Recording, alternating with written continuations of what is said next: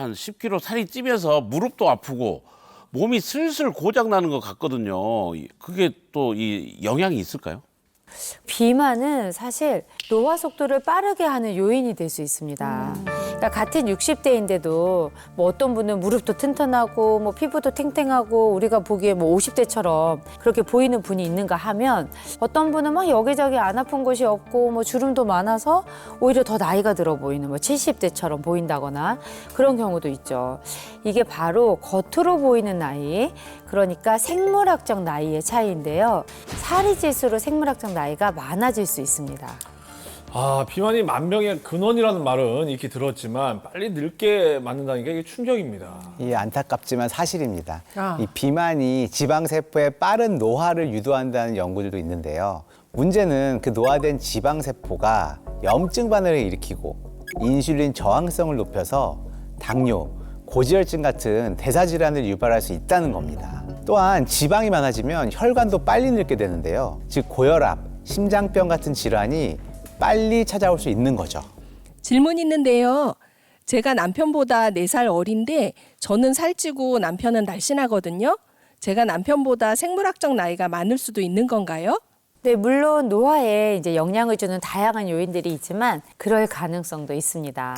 실제로 영국에서 18세에서 76세의 성인 여성 1,122명을 대상으로 연구를 해봤는데요. 비만한 사람은 마른 사람보다 평균 8.8년 더 노화가 진행된 그런 상태였다고 합니다. 그러니까 살찌는 것도 솔직히 서러운데 말이죠. 노화를 앞당긴다. 그 말을 들으니까 억울해요. 마음 먹는다고 살이 쉽게 빠지는 것도 아니고요.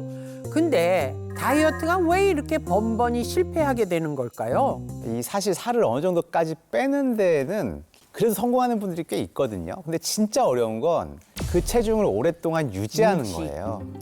실제로 중년 여성의 경우 체중 조절 후 3에서 5년 이내에 90에서 95%가 원래 체중으로 돌아간다는 보고도 있는데요. 그만큼 이 요요 현상이 다이어트의 발목을 잡는 요인입니다. 다이어트에 성공하는 사람이 10명 중 1명도 채 안 된다는 얘기인데 대체 그러면 요요 현상은 왜 생기는 거예요? 네, 우리 몸속의 지방세포가 정말 미련이 많은 친구예요. 네. 그러니까 살이 쪘던 시절을 그리워하면서 자꾸 그 시절로 돌아가고 싶어 합니다.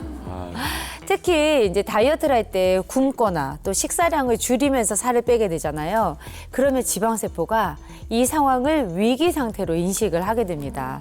그래서 섭취한 열량을 소비하지 않고 저장하려고 해요. 이로 인해서 요요 현상이 이제 발생할 위험이 커지는 거죠. 그러니까 실제로 체중의 5%를 감량한 사람들 가운데 약 52.7%가 2년 이내에 본래 체중으로 돌아가고요. 또 약 78%는 5년 이내에 본래 체중으로 돌아갔다고 합니다. 아유. 저는 2년이 뭐예요. 예전에 한 달 동안 정말 독하게 마음 먹고 6, 7kg 뺐거든요. 오. 진짜 뿌듯했는데 2주 만에 몸이 그대로 돌아오고 심지어 더 많이 찐 거예요. 그럼 내가 그동안 왜 한 거예요? 네? 그럼 우리한테 물으면 어떻게 해요? 아니 내가 왜 했대? 비슷한 경험들을 다들 많이들 하셨을 맞아요, 거예요. 이 맞아요. 오정태 씨처럼 한 달 만에 급하게 체중 감량을 하게 되면 지방보다도 수분과 근육이 더 많이 함께 빠지게 됩니다. 문제는 이 나이가 들수록 근육 사이의 구조가 느슨해진다는 건데요. 이 틈새로 지방이 쉽게 파고들 수가 있습니다. 그래서 다시 살이 찔 땐 빠진 근육이 복구가 되는 게 아니라 그 빠진 근육 자리에 지방이 더 많이 쌓이는 그런 환경이 되는 거죠. 결국 같은 체중이어도 더 살이 쪄 보이는 그런 체형으로 바뀔 수 있어서 주의가 필요합니다. 근데 그 구독이 무서워서 장을 못 담글 수는 없지 않습니까? 왜? 요요가 무서워도 일단 살은 빼고 봐야 하는 거 아니겠습니까? 물론 시작이 중요하지만 요요 현상을 반복한다면 전신 노화를 가속화시켜서 다이어트를 안 하니만 못한 그런 결과를 불러올 수 있는데요.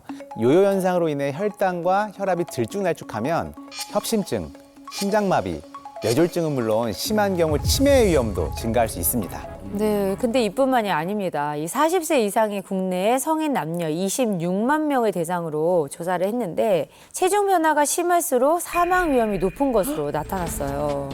2년 간격으로 3회 연속 국가 건강검진을 받은 사람만 추출해서 분석을 해봤는데 체중 변화량이 가장 큰 그룹은 체중 변화가 거의 없는 그룹에 비해서 전체 사망 위험률이 약 33% 더 높았다고 합니다. 그렇게 많이?